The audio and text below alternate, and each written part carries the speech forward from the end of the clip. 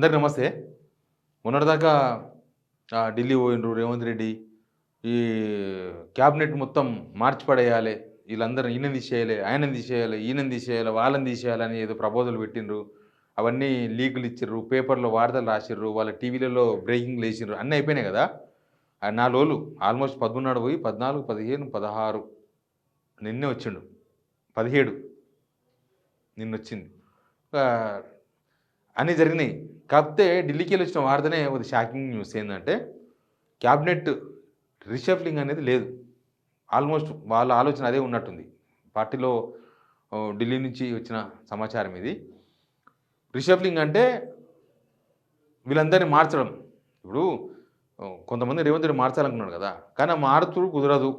Only ఆ ఖాళీగా ఉన్న 2 మాత్రమే భర్తీ చేసుకోవాలి అనేది. రేవంత్ రెడ్డి ఇంకో కొత్త ప్రపోజల్ పెట్టిండు. అయితే కనీసం శాఖలన్నా మారుస్తా అని. అది కూడా అనుమతి ఇస్తారో ఇయ్యరో తెలవదు.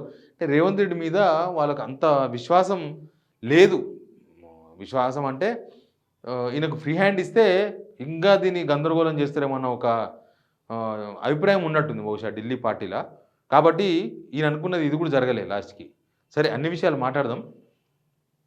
ఎవరికి ఏమొస్తది? మళ్ళీ 2 సీట్లు ఖాళీగా ఉన్నాయి. ఆ 2 సీట్ల ఎవరికొస్తది? ఏమైతే అన్ని విషయాలు కూడా చెప్తాను నేను మీకు. అంతకన్నా ముందు సబ్స్క్రైబ్ అయితే చేయండి పక్కా. షేర్ కూడా చేయండి. యాక్చువల్‌గా ఈయన ఒక 4, 5 మందిని మార్చాలనుకున్నాడు మినిస్టర్‌లని. తెలుసు కదా మొత్తం. ఉత్తమ్ కుమార్ రెడ్డితో సహా పెట్టిర్రు లిస్ట్‌ల. ఉత్తమ్ కుమార్ రెడ్డి తర్వాత కొండా సురేఖ ప్లస్ పొన్నం ప్రభాకరు, జూపల్లి కృష్ణారావు వీళ్ళ నలుగురినైతే మొత్తం క్యాబినెట్‌కెళ్ళి లేపేసేయాలనేది రేవంత్ రెడ్డి ప్రపోజల్. కానీ ఈయన సాధించుకోనికే ప్రపోజల్ పెట్టిర్రు. కానీ ఈయన సొంతంగా నిర్ణయం తీసుకునేది లేదు కదా!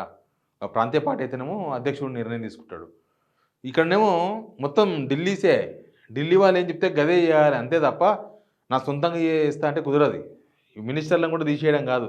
శాఖలు కూడా మార్చలేడు రేవంత్ రెడ్డి గారు. ఇప్పుడు ఈయన పెట్టిన ప్రపోజల్ ఏమైందంటే ఎప్పటిలాగానే బుట్టలోకి పోయినట్టుగానే చర్చ నడుస్తుంది ఇప్పుడు. కుదరదు వీళ్ళను మార్చుడు అంటే మినిస్టర్లను పీకుడు కుదరదు అని చెప్పినట్టుగా నడుస్తుంది. పార్టీలో నడుస్తున్న చర్చ అది. ఢిల్లీ మనం తెలుసుకుంటే ఢిల్లీ సోర్స్ కూడా అవే మాట్లాడుతున్నారు. అంటే ఇట్లా కుదరదు. కాంగ్రెస్‌లో అంత ఈజీ కాదు. అట్లా చేస్తే ఒరిజినల్ కాంగ్రెసోళ్ళను కాంగ్రెస్ దూరం చేసుకోవాలని అనుకుంటలేదు కూడా. ఇప్పుడు ఈయనను నమ్ముకున్నప్పుడు వాళ్ళు నిజంగానే ఒరిజినల్ కాంగ్రెసోళ్ళను కొంచెం డిస్టెన్స్ మెయింటైన్ చేసింది హైకమాండ్. కానీ ఈయన నమ్ముకుంటే ఈయన సుక్కలు తిప్పిచ్చేసిండు. ఈయన నిలకడగా లేడు. రేవంత్ రెడ్డి గారు ఎందుకో నిలకడగా లేడు. ఆయన ఎప్పుడు ఏం స్టాండ్ తీసుకుంటాడో ఆయన రాజకీయాలు కాంగ్రెస్ పార్టీ మీద తీవ్రమైన ప్రభావం చూపిస్తున్నాయి. కాంగ్రెస్ ఇప్పుడు చూసినావా తెలంగాణలో ఎట్లా అయిపోయింది? అట్లా అయిపోయింది. నిజంగా ఈ గవర్నమెంటు 10 సంవత్సరాల తర్వాత వచ్చిన గవర్నమెంటు నిజంగా ఇంకో 10 ఏళ్ళలో, 20 ఏళ్ళలో ఉంటది అన్న ఒక ఆశాదీపంలాగా కనబడాలి. కానీ హైకమాండ్‌కే ఇక్కడ సిట్యుయేషన్ ఏంది? నెక్స్ట్ మళ్ళా గవర్నమెంట్ వచ్చే పొజిషన్ ఉందా? అనేది ఒక పెద్ద అనుమానం. ప్లస్ రేవంత్ రెడ్డి స్టాండ్ మీద హైకమాండ్‌కి నమ్మకం లేదు. రేవంత్ రెడ్డి ఖచ్చితంగా మన వైపే నిలబడతాడు. పార్టీ కోసం నిలబడతాడు. ఈయన చేసేదంతా పార్టీ కోసమే అనేది ఎక్కడ ఎస్టాబ్లిష్ అయితలేదు. వాళ్ళకి నమ్మకం కుదిరించలేకపోతున్నారు సింపుల్‌గా చెప్పాలంటే. కాబట్టి ఈయన పెట్టిన ప్రపోజల్స్ అంతా పక్కన పెట్టి అట్లా కాదు వీళ్ళందరూ ఉంటారు. కేవలం 2 ఖాళీలు ఉన్నాయి కదా! దాని గురించి మాత్రమే మాట్లాడదాం. ఆ 2 ఏమైనా చేద్దామని. ఇప్పుడు రేవంత్ రెడ్డి ఏమంటాడు? కనీసం శాఖలన్నా మారుద్దాం. శాఖలు మార్చి వీక్ చేయొచ్చు వీళ్ళందరినీ. ఆయన పడరాని మంత్రులందరిని కూడా వీక్ చేసి పడేసి నిజానికి జనానికైతే వీళ్ళకి ఏ శాఖలున్నా జనానికి పెద్దగా వచ్చేదేం లేదు. రేవంత్ రెడ్డి దగ్గర ఉన్న శాఖల ద్వారా జనాలకి ఏమైనా వస్తుందా? ఈ మినిస్టర్‌లను రీషఫ్లింగ్ చేసినా, కొత్త మినిస్టర్‌లు ఇచ్చినా ఈ గవర్నమెంట్‌లో వచ్చేదేం లేదు. కాకపోతే ఒక పొలిటికల్ డెవలప్‌మెంట్ కాబట్టి ఈ వీడియో చేస్తున్నాం మనం. వీళ్ళను మార్చాలి, శాఖలు మార్చాలి. ఆయనకేదో సొంతంగా పనులైతే లేవనో, ఆయనను డామినేట్ చేస్తున్నారనో, లేకపోతే ఆయన మీద కంప్లెయింట్లు చేస్తున్నారనో, లేకపోతే ఆయన చేస్తున్న తప్పులను ఎత్తి చూపిస్తున్నారనో, లేకపోతే ఆయన మీద కాన్సంట్రేషన్ చేసినానో మాత్రమే తప్ప ఆయన పరిపాలన మంచిగా చేద్దాం, లేకపోతే జనాలకి ఇంకా ఎక్కువ సర్వీస్ చేపిద్దాం అనే వ్యవహారం అయితే ఇక్కడ కనబడతలేదు. ఇంతసేపటికి ఆయన గురించి ఆయన ఆలోచించుకుంటుండు. ఆయన చుట్టూ ఆయన పరిస్థితులు, ఆయన సంపాదన, ఆయన వ్యవహారాలు దానికోసమే ఇదంతా జరిగేది. ఇక రిషఫ్లింగ్ ఏంటంటే ఆ రిషఫ్లింగ్ కూడా ఇప్పుడు కుదరదు. తర్వాత చూద్దాం అన్నట్టుగానే చెప్పినట్టు చెప్తున్నారు. ఆ 2 ఖాళీలు ఉన్నాయి కదా! ఆ 2 మాత్రం భర్తీ చేద్దాము. అది కూడా ఇప్పుడు కాదు. ఈ ఎలక్షన్స్ అయిపోయినాక అన్నట్టుగానే చెప్తున్నారు. ఎలక్షన్స్ అంటే ఇప్పుడు ఏమేమి వస్తావు మున్సిపల్ ఎలక్షన్స్, ఎంపీడీ, జెడ్పీటీసీ పెడతారా? పెట్టరా?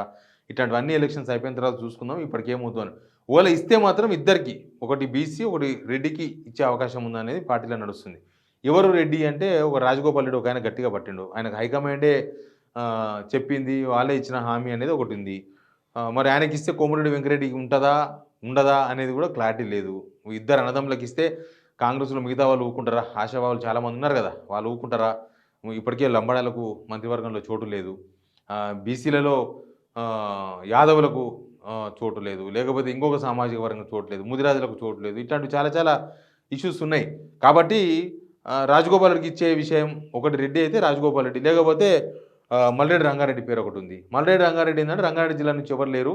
కాబట్టి నాకు ఇవ్వాలనేది ఆయన కోరిక.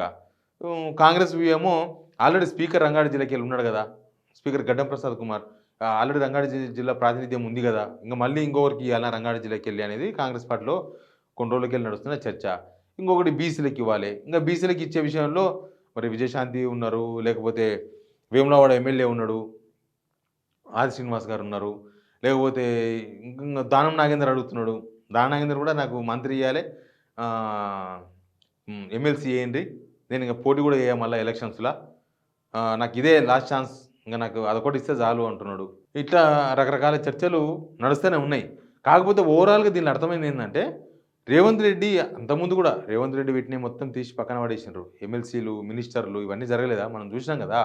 ఈయన ఎవరికైతే మినిస్టర్ ఇప్పిద్దామని చూస్తే వాళ్ళకి మినిస్టర్ రాలే. ఎవరికైతే ఎమ్మెల్సీ ఇద్దామనుకుంటే ఎమ్మెల్సీలు ఎవరికి రాలే. ఈయన చెప్పిన లిస్ట్ అంతా తీసి పక్కన పడేసింది. ఇట్లా రేవంత్ రెడ్డి విషయంలో హైకమాండ్కు ఒక డ్రామానే ఆడుతుంది తప్ప రేవంత్ రెడ్డిని నమ్మే సిచ్యువేషన్లో లేరు అనేది మాత్రం చాలా క్లియర్గా కనబడుతుంది. నిజంగానే రేవంత్ రెడ్డిని నమ్మితే రేవంత్ రెడ్డికి ఫ్రీ హ్యాండ్ ఇచ్చేసి చేసుకోపో, క్యా కర్దో కర్దో, నికాల్దో, పేక్దో అని చెప్తుండ్రి, వాళ్ళకి ఫ్రీడమ్ ఇస్తుండ్రి. కనీసం ఈయన పెట్టిన ప్రపోజల్ని కూడా వాళ్ళు ఆమోదించే పరిస్థితుల్లో లేరు అంటే నమ్మకం లేదు రేవంత్ రెడ్డికి. ఆయన అనుకున్నది ఏది కూడా ప్రస్తుతం చేసే పరిస్థితి లేదు ఇక్కడ.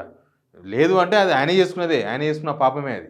హైకమాండ్ను అర్థం చేసుకోకపోవడము, హైకమాండ్కి అనుగుణంగా మెలగకపోవడము, హైకమాండ్ రివర్స్ తిరగడము హైకమాండ్కి.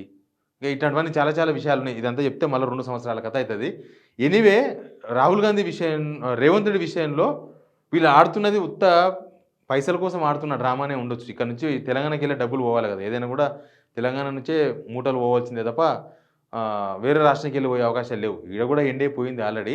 కాకపోతే ఇంకా బెదిరించో అదిరించో ఏదో కూలగొడతామనో కడతామనో ఏదో ఒకటి చెప్పేసి ఏదో కాంట్రాక్ట్ ఇస్తామనో ఏదో ఒకటి చేసి కంచి డబ్బులు వసూలు చేసి పంపించే మార్గమే తప్ప వేరే అవకాశం లేదు. ఇక మిగతా మినిస్టర్లు ఏంటంటే ఈ మినిస్టర్లు ఎవరు కూడా మేము అట్లా చేస్తామని ముందు రాకపోవడం వాళ్ళ ఏమంటారు దాన్ని, నిర్లక్ష్యం అనాలనా లేకపోతే చేతగానితనం అనాలనో తెలియదు. అంటే మేము కూడా చేస్తాం ఇట్లా, మేము ఎందుకు వేయం అని. ఇప్పుడు కర్ణాటకలో డీకే శివకుమార్ అన్నాడు, చాలా ఐసే నేనే ముఖ్యమంత్రి అవుతా. ఇక్కడ ఉన్న మంత్రివర్గంలో ఎవరన్నా అన్నారా? ఎవరన్నా మేము ముఖ్యమంత్రి అవుతామని కొట్లాడుతుండ్రా? మాకు వస్తే చాలు, ఏదో ఒక మంత్రి పదవి వచ్చింది, మాకు 4 పైసలు వస్తే చాలు, మా పని మేము చేసుకుంటాం అనే మోతాదులు ఉన్నారు తప్ప నేను ముఖ్యమంత్రి కావాలని ధీమతో ఉన్నోళ్ళు కానీ లేకపోతే అట్లా పనిచేస్తున్న వాళ్ళు కానీ ఎవరు కనిపిస్తున్నారు మనకు? ఎవరు కనిపిస్తలేరు. ఇంకా తప్పనిసరి సిచ్యువేషన్ రేవంత్ రెడ్డిని హైకమాండ్ భరించాల్సిందే, దువ్వుకుంటూ నడపాల్సిందే. ఇంకా సిచ్యువేషన్ ముదిరినాడు. ఆ రోజు ఆయన ఏం చేస్తాడో చూసి అప్పుడు హైకమాండ్ అంతా చేతులు కాలిపోయినాకనో ఆకులు కాలిపోయినాకనో ఏదో ఒక నిర్ణయం తీసుకోవాల్సిందే తప్ప ఇట్లా భరించుకుంటూ పోవాలనేది మాత్రం హైకమాండ్ డిసైడ్ అయినట్టుగా కనిపిస్తుంది.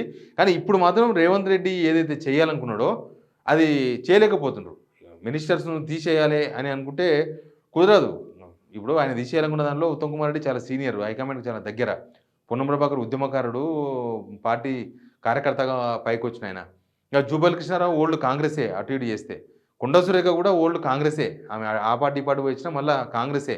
ఇక కొత్తగా వేరే పార్టీలకి వెళ్ళి వచ్చిన వాళ్ళకన్నా వీళ్ళు కొద్దిగా బెటరే కదా. ఒరిజినల్ కాంగ్రెసే, కొంచెం కాంగ్రెస్ గాలి తెలిసిన వాళ్ళు. ఇట్లా రేవంత్ రెడ్డి అనుకున్న పని ఇప్పుడు కూడా అడ్డమే పడ్డదనమాట. ఈ ఢిల్లీని ఎంత కన్విన్స్ చేద్దామని ప్రయత్నం చేసినా ఈయన క్యారెక్టర్ మీద లేకపోతే ఈయన రాజకీయాల మీద హైకమాండ్ నమ్మకం తెచ్చుకోలేకపోతుంది. ఒక నమ్మకం, అందుకే అంటారు నమ్మకం ఒకసారి పోతే రాదు. వాళ్ళు ఎంతమంది ముఖ్యమంత్రిని చూసింటారు, ఎంతమంది లీడర్లను చూసింటారు, ఇన్ని స్టేట్లలో ఎన్నో సంవత్సరాలు గవర్నమెంట్ నడిపిన వాళ్ళు, రాహుల్ గాంధీ అయినా సోనియా గాంధీ అయినా ఎవరైనా కూడా వాళ్ళు చూసి చాలామంది చూసింటారు. రేవంత్ రెడ్డి కూడా గట్టి పొలిటీషియన్ అయ్యి ఉండొచ్చు కాక, కానీ వాళ్ళ ముందు గేమ్స్ నడవవు కదా. జేమ్స్ ముందు గేమ్స్ నడవవు అన్నట్టు ఈయన గేమ్స్ కూడా నడుస్తలేవు. వెరీ క్లియర్గా అర్థమవుతుంది. చూద్దాం ఏం జరుగుతుందో, ఇంకా టైం ఉంది కదా మనకు. కాకపోతే ఎలక్షన్స్ అయిపోయే వరకు ఇవేం జరిగితే కనిపిస్తలేదు. రిషబ్ లింగ్ మాత్రం కుదిరే అవకాశాలు ఆల్మోస్ట్ లేనట్టే చెప్తున్నారు. Please subscribe signal TV.